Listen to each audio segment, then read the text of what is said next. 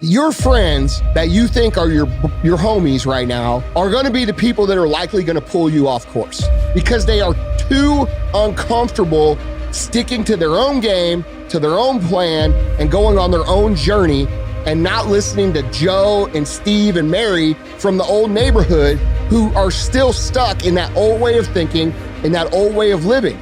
Okay, just because they don't want to go make $1 billion or lose 100 pounds or create this awesome, fulfilling existence, just because they don't want to do that doesn't mean there's something wrong with them. It just means that your nature and their nature are not aligned anymore. That doesn't mean you can't be friends with them. But what it does mean is that you're going to have to get real comfortable sticking to your own plan and telling them no when they want to go out on Friday. This is the truth of success. Think of it like this. For every peace stealer you allow in your life, you are 20% more likely to live stressed, on edge, to have a crisis. I'm asking you to find happy friends. I'm not saying you have to cut people off, never speak to them again. I am saying you should put up some boundaries. You don't have to make a big announcement. Like I did, just little by little, spend less and less time with that person. If you don't get the wrong people out of your life, you'll never meet the right ones. Here's how you know if someone's your friend.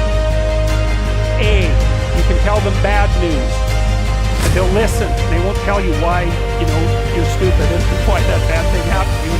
How something worse happened to them once and, derailed the whole conversation. You can actually tell them bad news and they'll listen.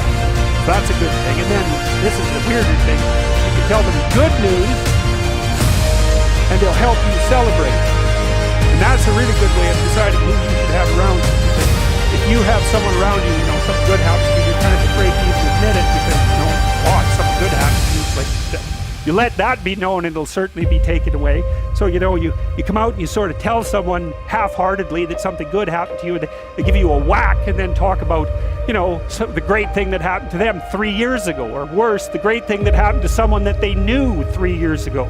It's like, go away from that person. They're not helpful to you.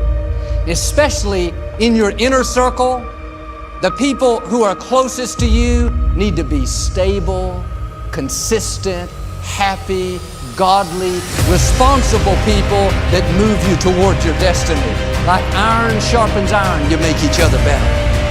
This is the reason many people are stuck. Who do you have in your life? What are you giving your time and energy to? Putting out fires? Trying to keep someone happy? Feeling guilty because you can't meet their demands? That's going to wear you out. It's time to make a change. You can't please everyone.